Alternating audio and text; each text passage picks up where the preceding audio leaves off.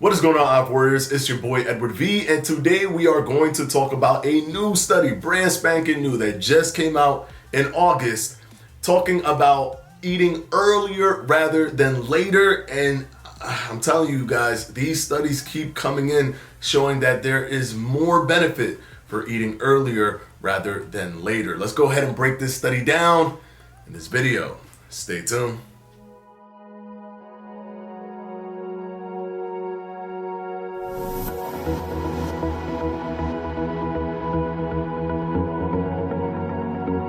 Alright guys, quickly before we start, this video is brought to you by yours truly, Fledge Fitness and the Fledge Fitness Jump Rope. If you haven't gotten yours yet, what are you waiting for? With an ergonomic design, aluminum handle, and swivel design, you can't go wrong with the Fledge Fitness Jump Rope. You can click on the link down in the description box below, and of course, as always guys, thank you so much for your support. Now, let's go ahead and jump right into the video. Now, this was not an intermittent fasting study per se, but in an inadvertent way, it is tackling an important question when it comes to intermittent fasting.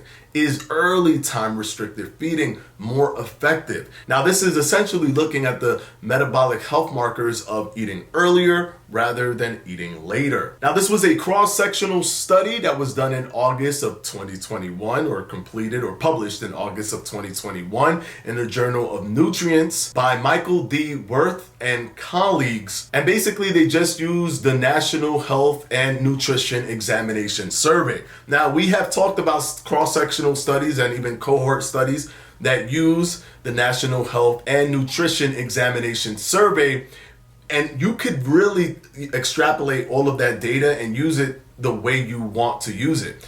The study was looking at participants from 2005 all the way up to 2016 and looking at their health markers all across that time frame.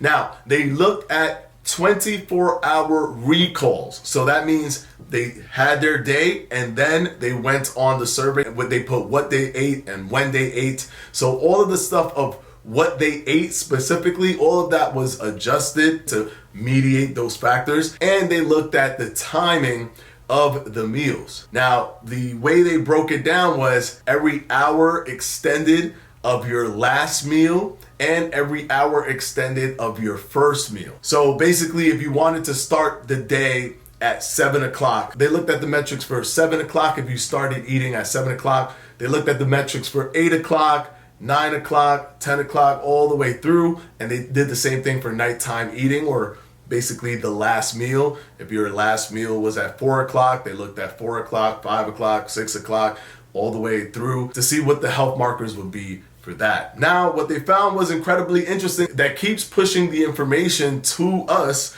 data-wise that early morning eating is probably better than eating later. These are the things that they found. For every hour increase in timing, which means if you ate at 4, you were at a bad position, but if you ate at 5, you were in a worse position. If you ate at 6, you were in an even worse position. 7, so on and so forth. So for every hour increase that they saw on your last meal timing, the final meal of the day, they saw that there was an increase in HbA1c, which just stands for the glycosylated hemoglobin, which, just to make it completely understandable, is basically your average glucose numbers, if they're high or low. And in this case, the average numbers were high. But it also had a lower LDL, which is considered the bad cholesterol. So you have a negative thing and a somewhat positive thing. But they also looked at an hour increase from your beginning meal time. So the first meal of the day. So if it was 8 o'clock, it'll be at a certain point,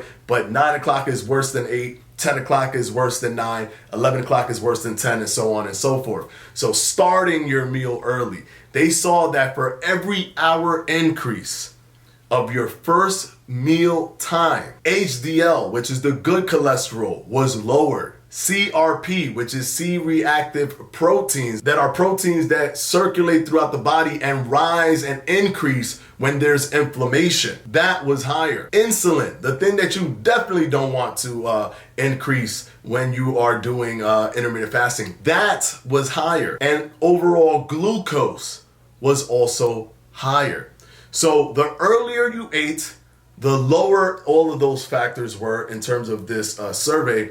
And the later your last meal was, the worse it was for you as well. So basically what this study is showing in terms of the data, but remember, there are limitations. It's cross-sectional. It wasn't a control, and it was with a 24-hour recall. But it's still a massive pool of people over the course of a large amount of time, 2005 all the way to 2016. That's pretty substantial. What this study shows is that the later you eat, the worse it's going to be for you.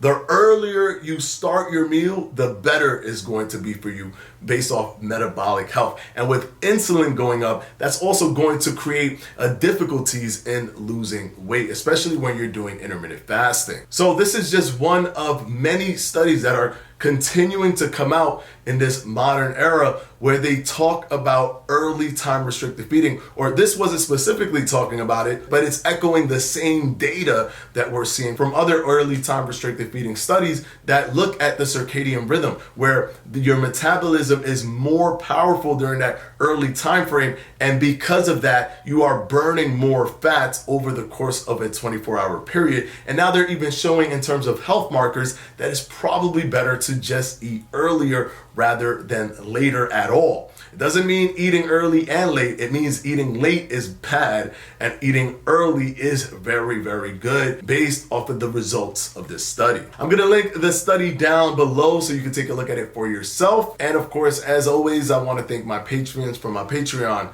and I'm gonna go ahead and put their names right up here.